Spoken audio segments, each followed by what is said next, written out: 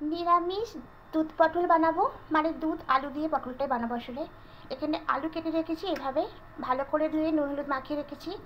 আদা কাঁচা লঙ্কা পেস্ট, আর এখানে আলু এভাবে কেটে ভালো করে ধুয়ে রেখেছি। আর দুটো টমেটো গ্রেট করে রেখেছি। আর রান্নাটা সম্পূর্ণ আমি সাদা তেলে করব। তা এখানে কড়াই বসিয়েছি, এবার কড়াইয়ে সাদা তেল দিয়ে দেবো। প্রথমেই পটলগুলোকে ভেজে নেবো। তার তেল গরম হয়ে গেছে, তেলের মধ্যে পটলগুলো দিয়ে দেবো। এখানে আমি 200 গ্রাম পটল নিয়েছি। এই পটলগুলোকে একটু হালকা লাল লাল করে ভালো করে ভেজে নেব। পটলগুলো ভাজা হয়ে গেছে, এবার এগুলো তুলে নেব।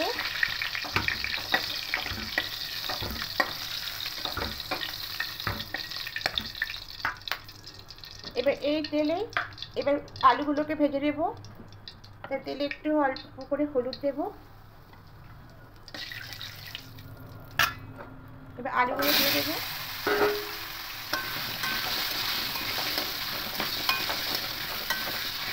আলুগুলো ভাজা হয়ে গেছে, আলুগুলোকে তুলে নেব।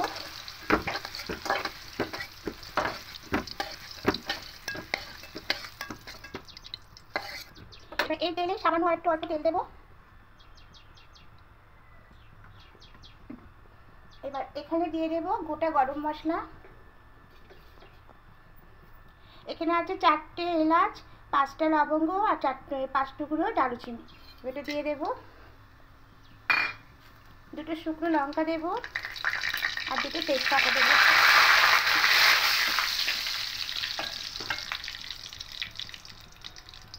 একটু সামান্য হিং দেবো। নিরামিষ রান্নায় হিং দিলে একটা সুন্দর গন্ধ হয় আর খেতেও খুব ভালো লাগে। তা এবার এখানে দিয়ে দেবো আদা কাঁচা লঙ্কা পেস্ট, যেটা আমি দেবো।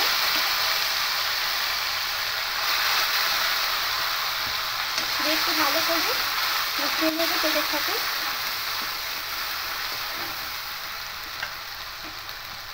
এবার এখানে রেখেছিলাম গুঁড়ো মশলা, ধনিয়া গুঁড়ো, জিরে গুঁড়ো, হলুদ গুঁড়ো আর কাশ্মীরি লঙ্কার গুঁড়ো। তা এই মশলাগুলো এখানে দিয়ে দেবো।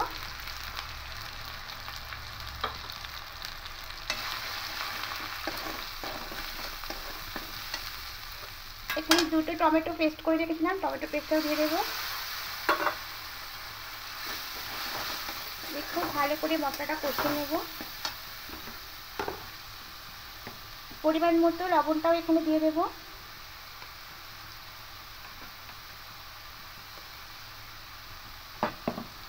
আর স্বাদ মতো চিনি দিয়ে দেবো। দিয়ে খুব ভালো করে মশলাটা এভাবে কষিয়ে নেব। 2-3 মিনিট একটু মশলাটা কষিয়ে নেব। আলু আর পটলগুলো দিয়ে দেবো। দিয়ে মশলার সঙ্গে খুব ভালো করে মিশিয়ে নেব।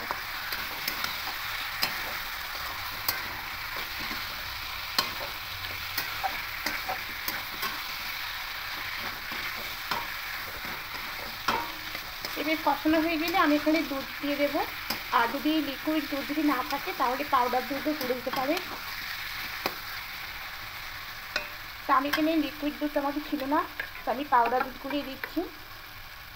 তো এখানে এই 1 গ্লাস দুধ দিয়ে দেব।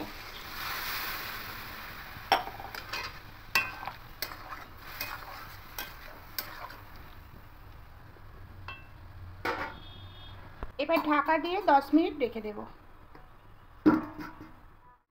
এবার ঢাকাটা খুলে নেব।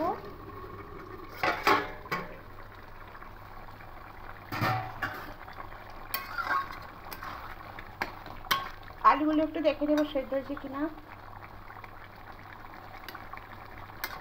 হ্যাঁ, আলুগুলো একদম সেদ্ধ হয়ে গেছে।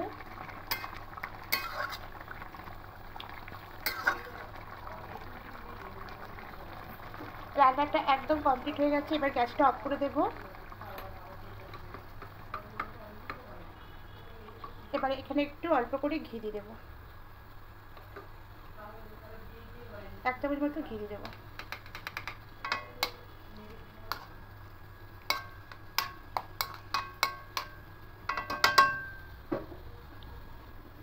দুধ দিয়ে আলু পটলটা একদম রেডি হয়ে গেছে।